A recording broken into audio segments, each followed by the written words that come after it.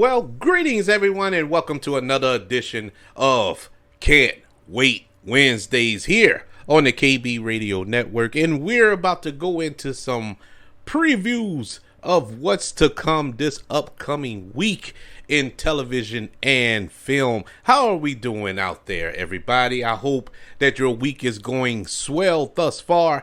It is hump day. If you're listening to this on a Wednesday or whatever day it is, it probably still is hump day for you. I don't know. That's frankly none of my business. But in any event, welcome to the show, everybody. We have arrived in the month of October, and we know that October signifies Halloween. And what speaks more to Halloween than horror? And we have a lot of horror films, even a television series that is premiering this weekend. And man, this is some good stuff. Just this weekend, the entire month is stocked full of horror. But if you're a horror fan, this is the month for you. And this is the weekend for you to get started with it. But first, we got a couple of releases that not particularly horror. But for those of you who not into horror, I got some counter programming for you. If it's something that you want to take the kids to and you don't want them to see Demons from Hell or slashers or whatever, vampires and whatnot, I got something for you. It's all right. Sony Pictures looked out for you. This weekend in theaters, October the 7th, is the release of the children's book adaptation Lao Lao Crocodile.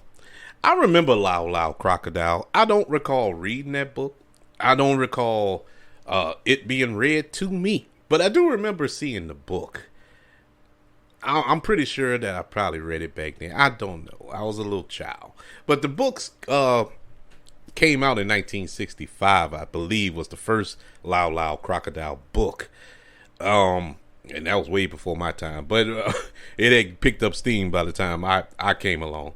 But we are getting a live action / animated musical comedy. And this looks cute.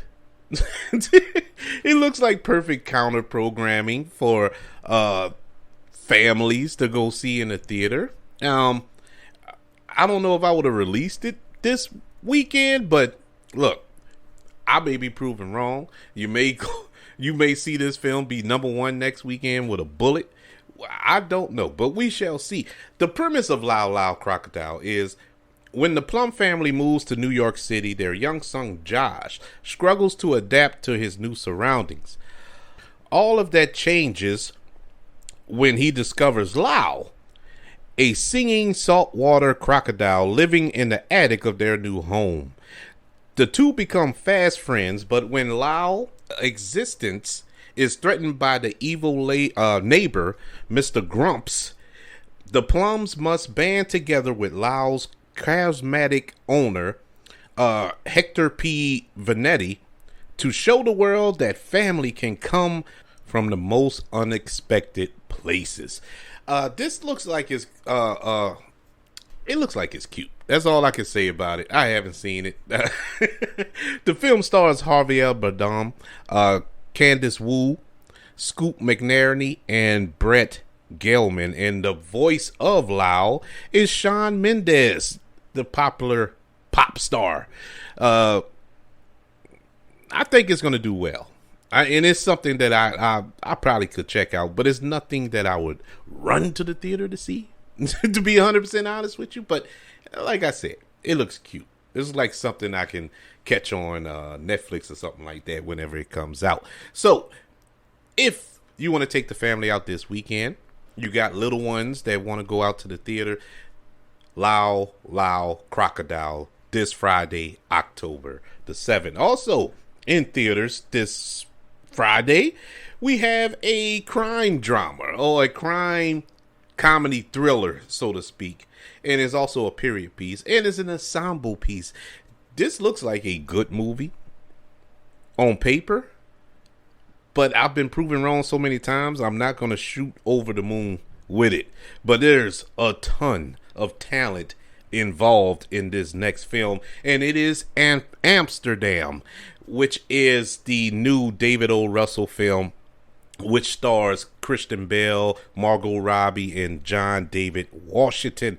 Also starring in this film is Chris Rock, Anya Taylor-Joy, Zoe Saldana, Mike Myers. No, not from the Halloween movies. Austin Powers, Mike Myers. We have Michael Shannon, Timothy Olyphant, Hillary, Taylor Swift, and Robert De Niro, along with Remy Malek. I mean, there's so much talent in this movie, in front of and behind the camera. But that gives me pause. I get nervous.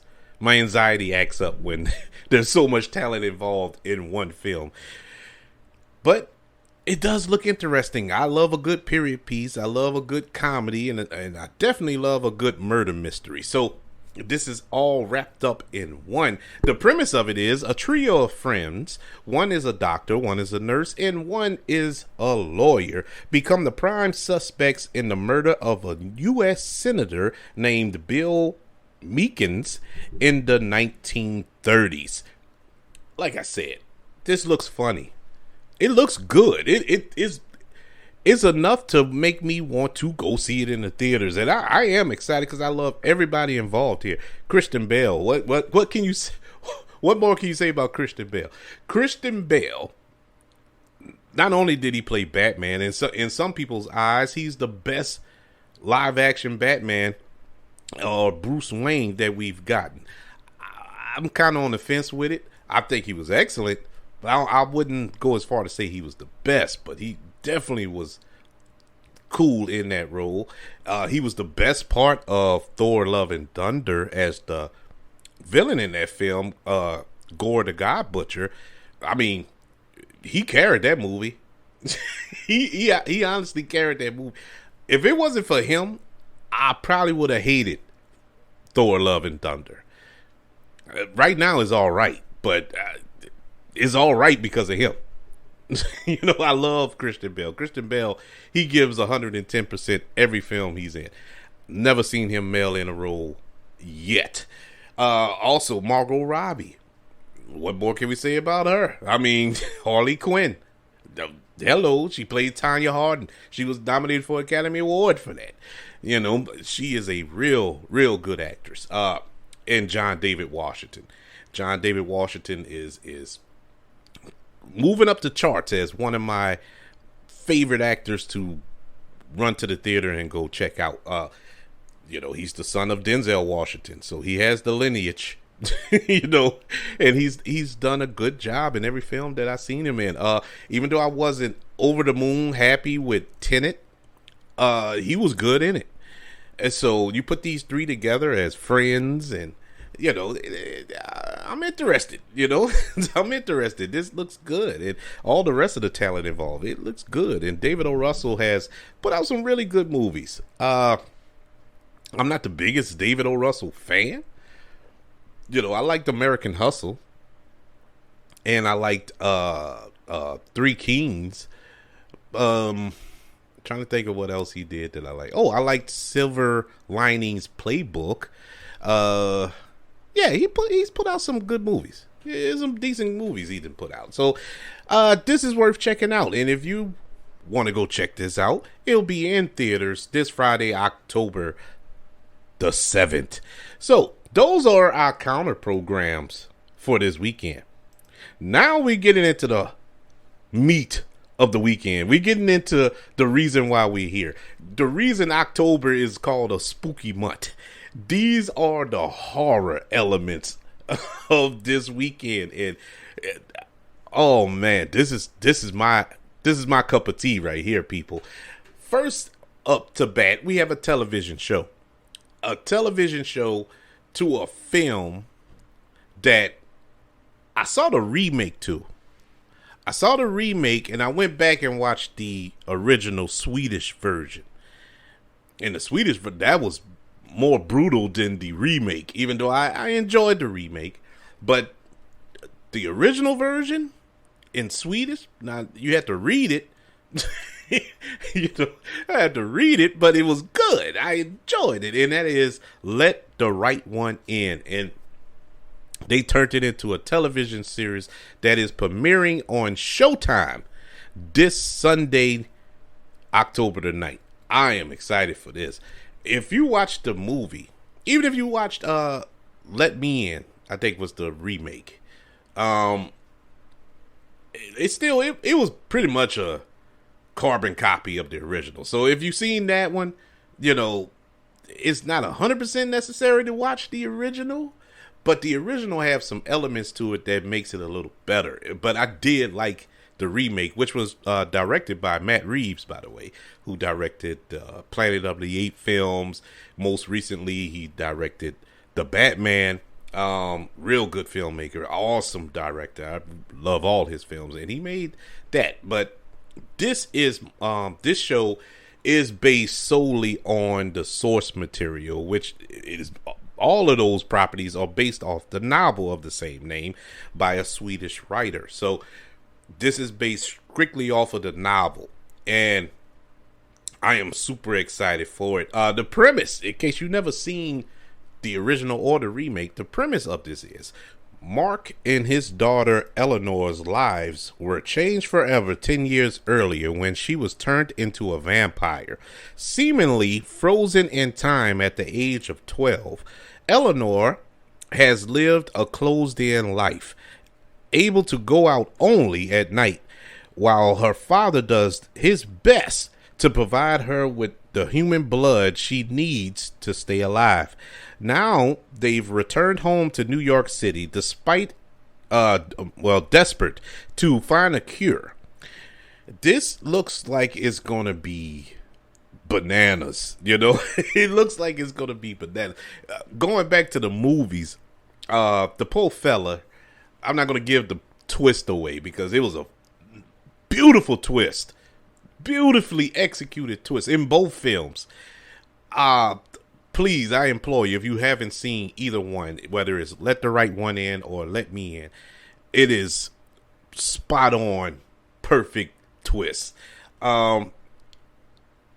This poor fella is trying to get Eleanor this blood by any means necessary. He goes out, he kills, you know, drains these people out of their blood, but he try to find, you know, not too good people to do this too, but he's resorted to do that in order to save his daughter's life and keep her alive, rather. And it keeps the mythology of the vampires, you know. She can't enter a house without being invited, you know, can't come out at the daylight, and, you know, all that's still good. But there's subtle little changes to the vampire lore, but they're good changes. They're not bad. You know, there's not just changing it for change's sake. You know, so this is exciting. I can't wait. It comes out on Showtime. I just so happen to have Showtime, thank God.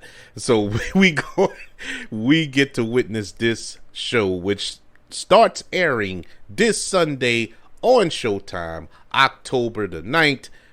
Let the Right One In. All right, that's our show. Now we got, that's not the show for today. It's not over yet. That's the television show. The rest are movies, and these are films that I have been hyped up for ever since they announced these. And this one is almost my most anticipated, if it wasn't for the last one we're going to go over. But they're running a race. It's like 1A, 1B, to be 100% honest with you. This is based off of a film that I watched when I was about 8 or 9 years old. I can't remember how old I was. And if my mom had found out I watched this when it came out, I wouldn't be sitting here talking to you today. But this film spooked me out so bad, but it spooked me out in a way to where I loved it. It didn't scare me half to death like The Exorcist did.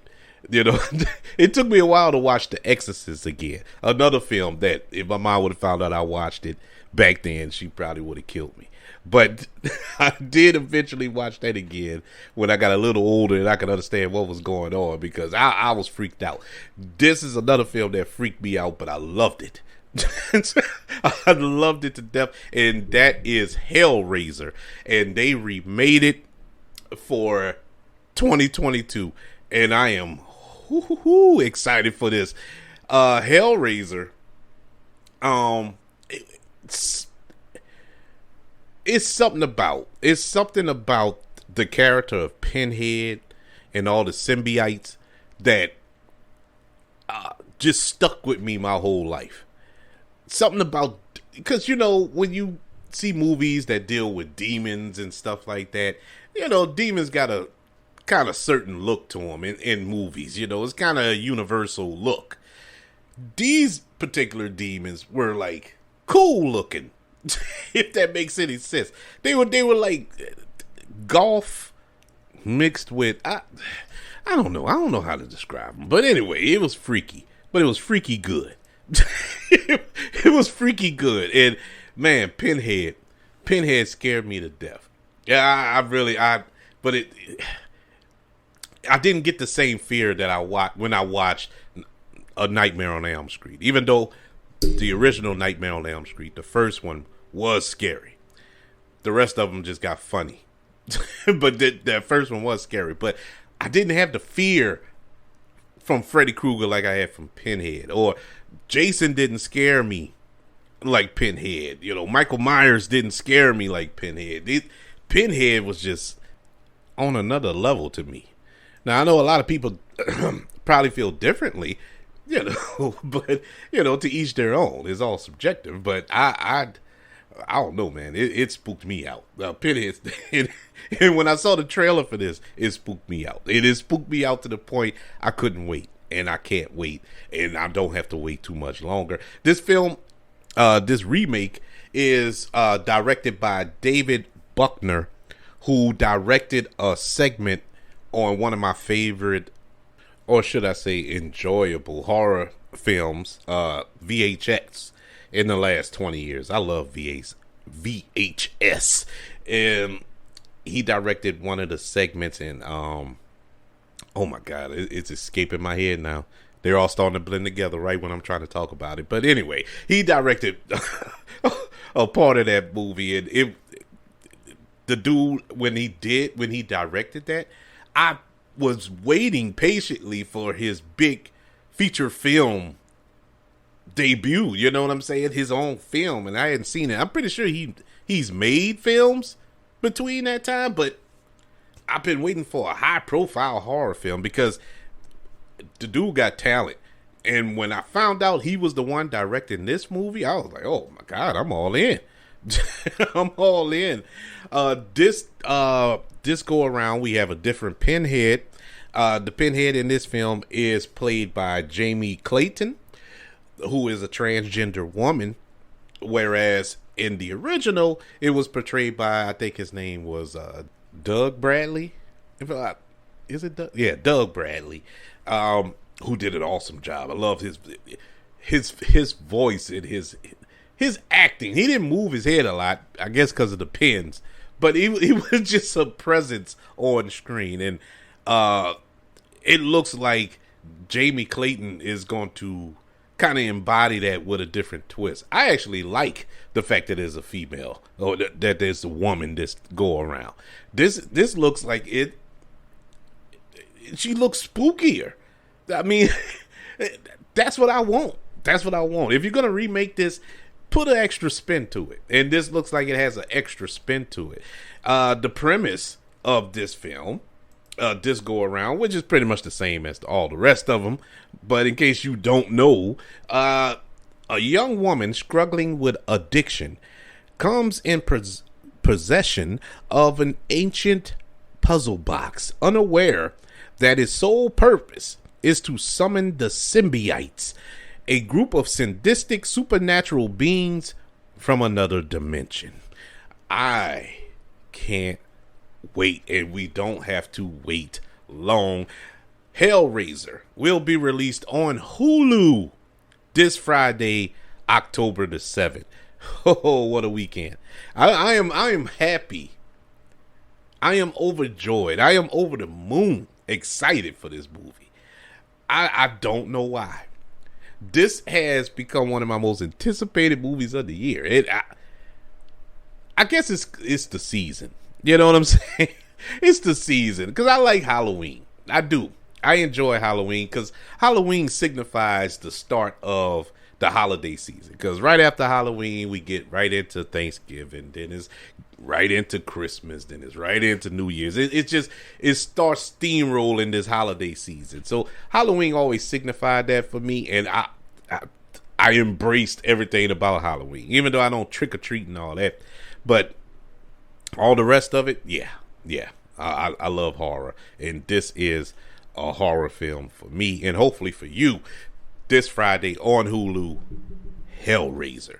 So our last can't wait this week is a Marvel film. And I know you're saying, well, I thought we was all, the rest of these were going to be horrors. Well, this is a horror.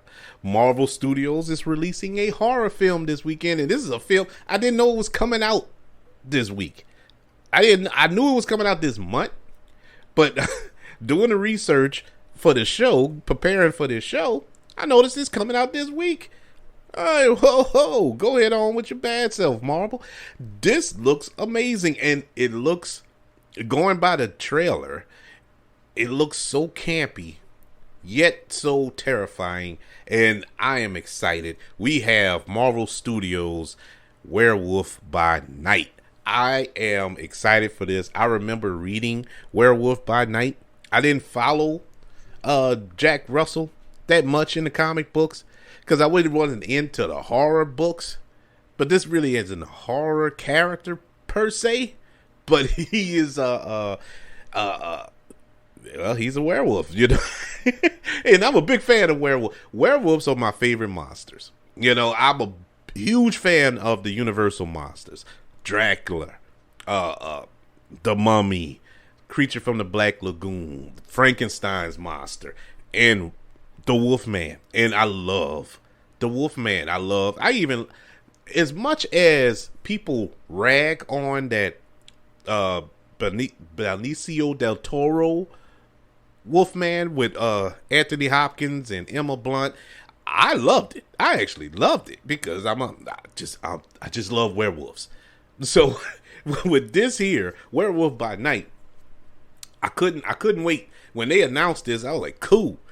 At D23 when they dropped the trailer, because I didn't know who directed it. It's directed by Michael Giacchino, who is a composer. And if you don't know who he is, he composed a lot of films like for Up. He most recently composed The Batman, which is a score I fully expect to get nominated this upcoming award season. He's done a lot of just phenomenal scores. That new Star Trek theme from the new Star Trek films with Chris Pine and all them, the J.J. Abrams Star Trek films. Yeah, he's an accomplished composer. So when they brought him on stage as he was the director, he directs as well. This is going to be interesting. So when I watched the trailer, I was so just blown away by how it looks. It's a throwback to all those Universal monster films that, you know, watched back in the day in black and white, you know. I got a full nostalgia boost from watching that trailer. And I'm excited. Now, is the film going to hold up? I don't know.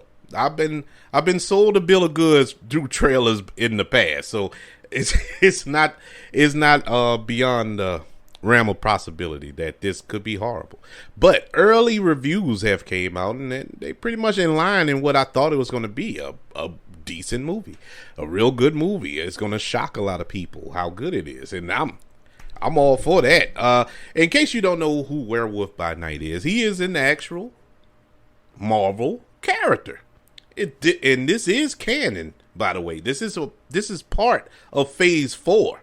So this is in the universe with Captain America's and Miss Marvel and She-Hulks and Moon Knights and all that stuff. We all in the same universe here.